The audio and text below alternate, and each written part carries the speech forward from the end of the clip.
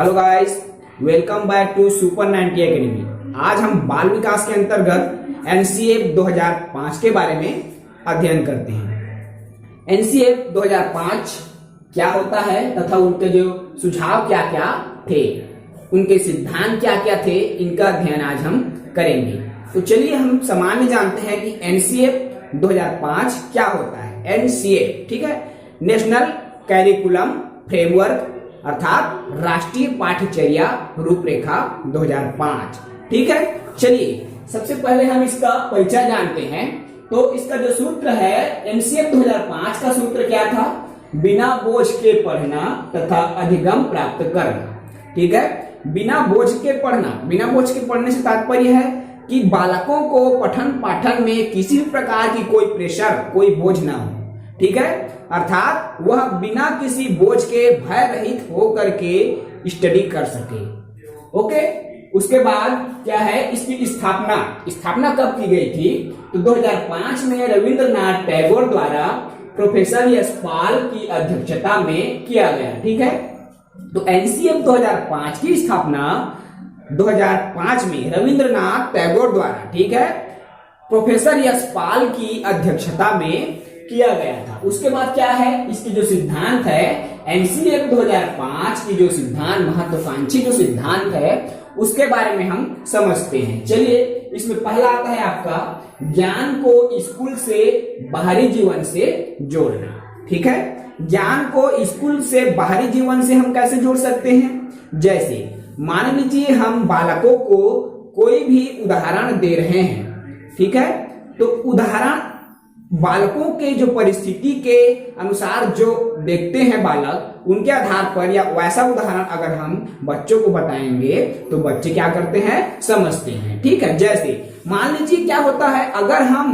किसी भी कक्षा के बालक को रोबोट का एग्जाम्पल देकर समझाएंगे, रोबोट का उदाहरण देकर समझाएंगे, तो बच्चा क्या है, नहीं समझेगा। क्योंकि अगर वो बच्चा ग्रामीण परिवेश का है तो उनको ग्रामीण परिवेश से संबंधित उदाहरण के माध्यम से ही हमें समझाना पड़ेगा। ठीक है, इस प्रकार से बिल्कुल बालकों को उनके जो परिवेश है उनके आधार पर जोड़ने के लिए, जो बाहरी जीवन है उससे जोड़ने के लिए वैसा ही एग्जाम्पल देना पड़ेगा। ठीक है, ये कौन बोल रहा है? तो एनसीएफ 2005 में लिखा गया है। उसके बाद है दूसरा आता है परीक्षा को लचीला बनाना व कक्षा की गतिविधि से जोड़ना। ठीक है, अब परीक्षा को लचीला बनाना अर्थात बिल्कुल परीक्षा ज्यादा कठिन ना हो, सामान्य स्तर के प्रश्न किसी भी परीक्षा में रखा जाए। उसके साथ साथ क्या कहा जा रहा है कि गतिविधि से जोड़ना कक्षा में, और जो कक्षा में गतिविधि बालकों को कराई जाती है, ठीक है, तो परीक्षा में उसका भी स्थान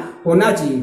क्योंकि बालक गतिविधि के माध्यम से सीखते हैं। अगर वह गतिविधि अच्छे से समझ रहा है बालक और परीक्षा में उनका समावेश होगा, तब उस प्रश्न को या परीक्षा में जो भी प्रश्न पूछा जाएगा बच्चे उसे बेहतर तरीके से भी हल कर सकते हैं। ठीक है, इसीलिए क्या है, उनके जो कक्षा में जो गतिविधि कराई जाती है उनको भी परीक्षा में शामिल किया जाए और उस परीक्षा को लचीला बनाने पर जोर एनसीएफ 2005 में दिया गया है। उसके बाद आता है तीसरा, पढ़ाई को रटंत प्रणाली से मुक्त करना। ठीक है, रटंत प्रणाली बिल्कुल बालक क्या है, जब भी कोई चीज समझ रहा है, किसी भी टॉपिक पर वह बात कर रहा है या समझ रहा हो, तो हमेशा एक शिक्षक को यह कोशिश करना चाहिए कि वह रटे मत, उस चीज को समझे। और समझेगा कब? जब हम उस चीज को या किसी भी टॉपिक को उनके बाह्य जीवन से जोड़ेंगे, उनकी जो परिस्थिति या उनके जो वातावरण है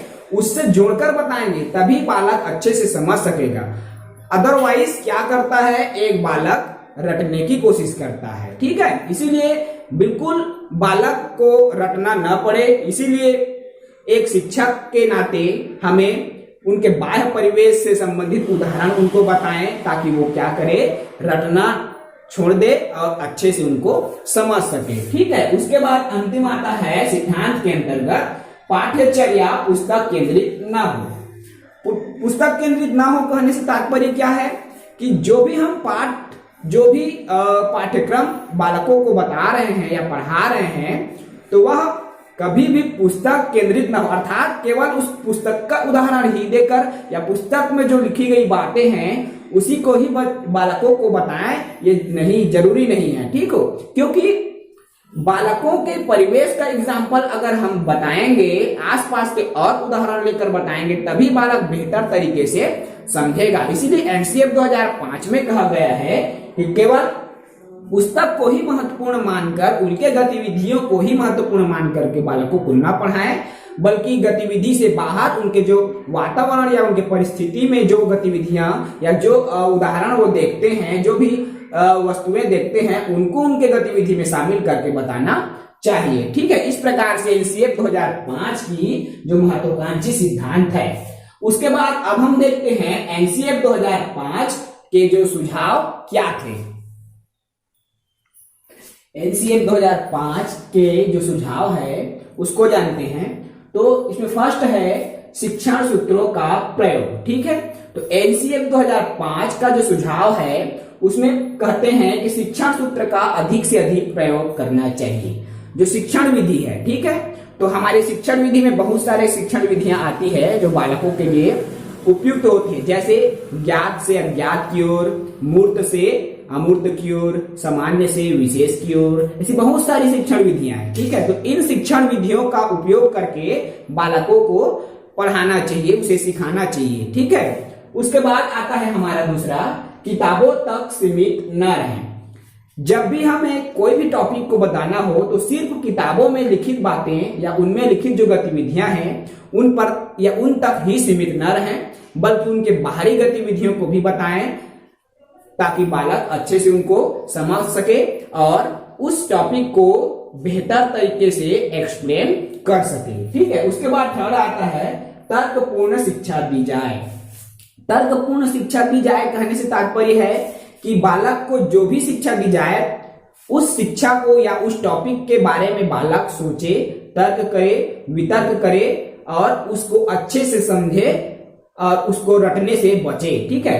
क्योंकि तर्कपूर्ण शिक्षा देंगे तभी बालक उस संबंध, उस प्रक्रिया या उस कहना चाहिए टॉपिक पर वह तर्क वितर्क करेगा और तर्क वितर्क करके उसको अच्छे से समझ सकता है, ठीक है। उसके बाद हमारा अगला पॉइंट आता है चौथा, बच्चों को बाह्य वातावरण से जोड़े, ठीक है। बाह्य वातावरण से जोड़ने से तात्पर्य क्या है कि जो बाहरी जो उदाहरण है जो बच्चे जानते हैं, अर्थात जो उनके परिवेश से संबंधित उदाहरण, उनके बारे में बताएं, उनसे जोड़ें। अगर कुछ भी टॉपिक बताना हो, जैसे विज्ञान की टॉपिक पढ़ाना हो, पर्यावरण की टॉपिक पढ़ाना हो सके तो हम पर्यटन विधि का भी उपयोग कर सकते हैं। वहां ले जाकर बच्चों को दिखाकर भी हम उनको बाहरी जीवन से जोड़ सकते हैं, ठीक है।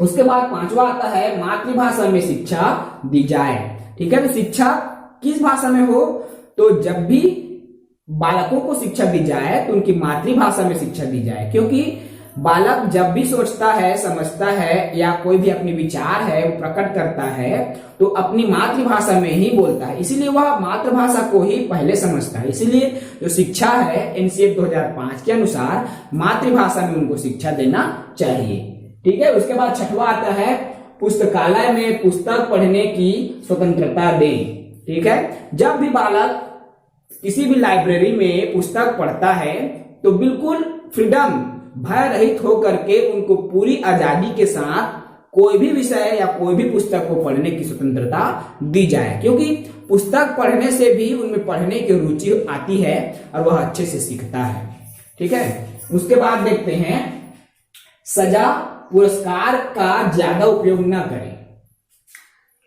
कभी कभी प्रायः आजकल देखा जाता है कि कोई बालक अगर किसी भी टॉपिक को अच्छे से एक्सप्लेन नहीं कर पाता या कोई भी गणितीय सवाल को नहीं बना पाता तो एक शिक्षक क्या करता है, उनको सजा देने लगता है। तो अधिक सजा भी बच्चों के लिए हानिकारक होती है, ठीक है। ज्यादातर अगर हम सजा देते हैं तो बच्चे में भय युक्त वातावरण, कक्षा में भय युक्त वातावरण बन जाता है, जिससे बच्चे में एक डर बना रहता है किसी भी टॉपिक से को समझने से पहले, ठीक है। इसीलिए भय का अधिक से अधिक भय को अधिक से अधिक दूर करने के लिए, भय मुक्त वातावरण जो बनाने के लिए हमें क्या करना चाहिए, सजा का प्रावधान कम करना चाहिए। उसके साथ साथ उपहार या पुरस्कार भी कम रूप में ही बालकों को देना चाहिए, क्योंकि ये दोनों जो प्रोत्साहन की जो चीजें होती है, सजा या जो प्रोत्साहन की चीजें हैं, वह शिक्षण प्रक्रिया को अत्यधिक होने पर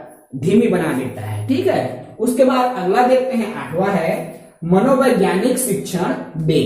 मनोवैज्ञानिक शिक्षण देने से तात्पर्य क्या है कि मनोवैज्ञानिक अर्थात बालकों के मन को समझ करके शिक्षा देना चाहिए। ठीक है, उनकी रुचि किस क्षेत्र में है, वह आज क्या करना चाहता है, क्या पढ़ना चाहता है, ये चीजें भी बहुत जरूरी है। जैसे क्या होता है, कभी कभी बालक की रुचि अगर उस चीज में नहीं होती, तो अगर हम बच्चों को फिर भी वो चीज बताते हैं, पढ़ाते हैं, तो बालक में इंटरेस्ट नहीं हो पाता। ठीक है, इसीलिए उनकी मनोविज्ञान को, उनके मन को समझ करके बालकों को शिक्षा देना चाहिए। उसके बाद अगला आता है, अंतिम है 9वां, बाल केंद्रित शिक्षा दे। बाल केंद्रित शिक्षा अर्थात जो शिक्षा व्यवस्था है बालकों को ध्यान में रख करके देना चाहिए। बाल केंद्रित, ठीक है, बालक जो शिक्षा व्यवस्था है बाल केंद्रित होना चाहिए। बालक की रुचि को समझें, वो क्या चाहता है, क्या करने की इच्छा है। कभी कभी क्या होता है, बालक जो है की रुचि किसी किसी दिन कविता कहानी सुनने, गीत गाने की होती है, तो शिक्षा व्यवस्था भी उस दिन वैसा ही रखना चाहिए। बालकों को क्या है, उससे कहना चाहिए रुचि जागृत होता है और बालक अच्छे से सीखते हैं। इस प्रकार से एनसीएफ 2005 अत्यंत महत्वपूर्ण टॉपिक है, जो एग्जाम्स में टेट की परीक्षा हो चाहे किसी भी एग्जाम हो पूछा जाता है। इसमें एक बात आप लोग याद रखना कि जब भी क्वेश्चन बनता है बाल विकास में, एनसीएफ 2005 किसी भी विषय में आ जाता है। ठीक है, ये केवल बाल विकास का ही क्वेश्चन होगा या एनसीएफ 2005 का जो टॉपिक है बाल विकास का ही टॉपिक है, ये जरूरी नहीं। ये कभी भी किसी भी सब्जेक्ट में आ सकता है। तो जब भी क्वेश्चन बनता है, होता क्या है, जो मैंने पॉइंट बताया या जो एक एक बिंदु मैंने बताया है, प्रश्न बिंदु के रूप में जो विकल्प है उसको बिंदु के रूप में ही रखा जाता है। इन्हीं बिंदुओं में से कोई बिंदु को आपको दे देगा, वही उसका आंसर होता है। इस प्रकार से प्रश्न जब भी आएगा एनसीएफ से तो घुमावदार तरीके से बनता है। इसलिए टॉपिक को अच्छे से समझिए, वीडियो को अंत तक देखिए।